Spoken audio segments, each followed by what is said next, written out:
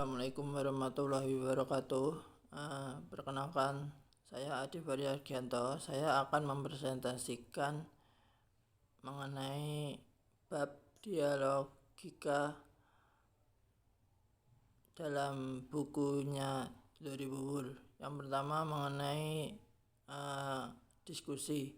Diskusi berasal dari kata Latin, yaitu berasal dari diskursion yang berarti bermasalah. Diskusi ini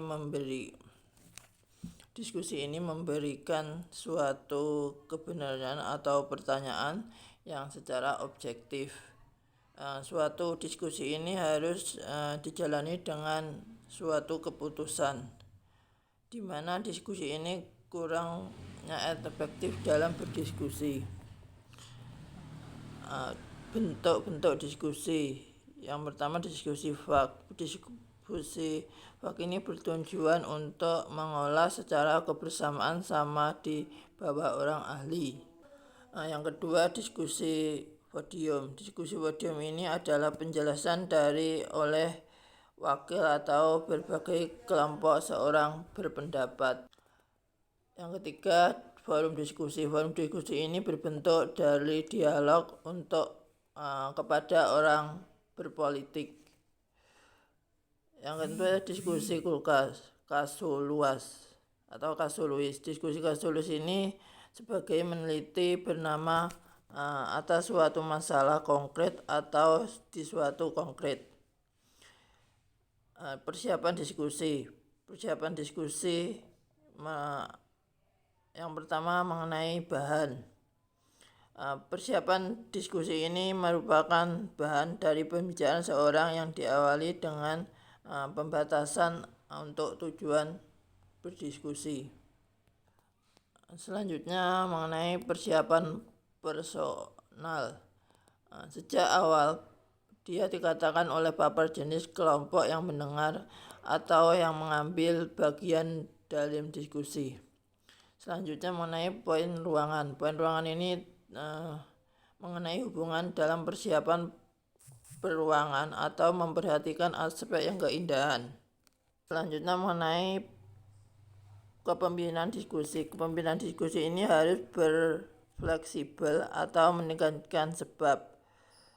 Kepemimpinan ini seharusnya dapat diterima oleh suatu kelompok. Dalam kepemimpinan diskusi ini memiliki pengetahuan yang ada dalam permasalahan yang suatu dalam berdiskusi. Ada beberapa norma yang ada dalam perdiskusian ini bisa dibaca di bukunya Dori Wuwur, babnya dialogika. Yang poin keempat yaitu mengenai proses diskusi. Setiap diskusi ini mempunyai beberapa fase. Fase-fase ini bisa kalian baca di paper kami atau di buku Dori Wuwur bab dialogika. Yang poin ke-5 yaitu mengenai peserta diskusi. Peserta diskusi ini merupakan sarana dan prasarana bersedia atau berbeda dengan masalah yang dibicarakan. Sikap para peserta ini sangat berpengaruh dalam proses berdiskusi. Di dalam proses diskusi ini ada beberapa hal yang disampaikan. Sudah saya jelaskan di paper kami, bisa dibaca atau di bukunya Dori Wuwur bab dialogika. Poin ke-B mengenai tanya jawab.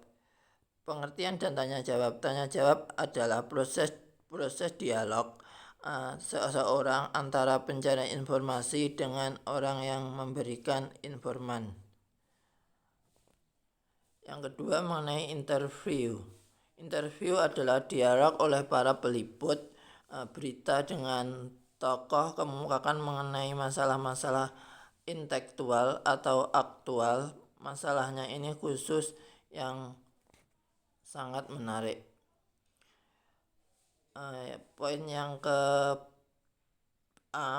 mengenai persiapan interview.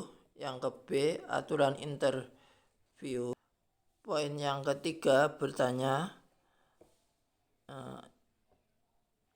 Poin yang ke A, pertanyaan, jenis-jenis pertanyaan. Di dalam jenis-jenis pertanyaan itu sudah saya jelaskan di paper kami, atau bisa dibaca di bukunya Lori Wuwur bab dialogika. Yang poin ke B itu debat Amerika. Di mana debat Amerika ini juga memiliki dua perhadapan, tempat saling menyampaikan melalui pengumpulan dengan secara teliti maupun penyusunan yang secara cermat. Poin ketiga mengenai skema pembicaraan. Dalam skema pembicara ini dibagi dalam beberapa suatu perbedaan dalam bentuk. Yang pertama mengenai skema perbedaan posisi, yang kedua mengenai skema dilaktis,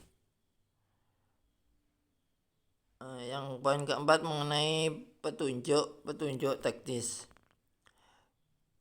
Dalam ragam pendengar, perdebatan ini mengenai berbagai golongan dan tingkat umur.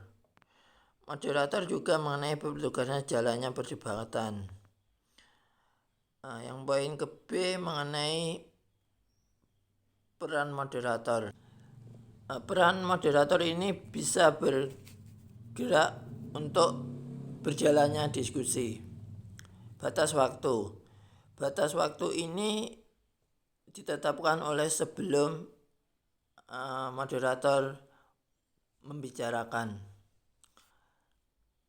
Kata penutup ini berisi antara seluruh perdebatan dalam atau mewakili sebuah kelompok atau yang menyampaikannya. Yang poin kelima, kegunaan debat.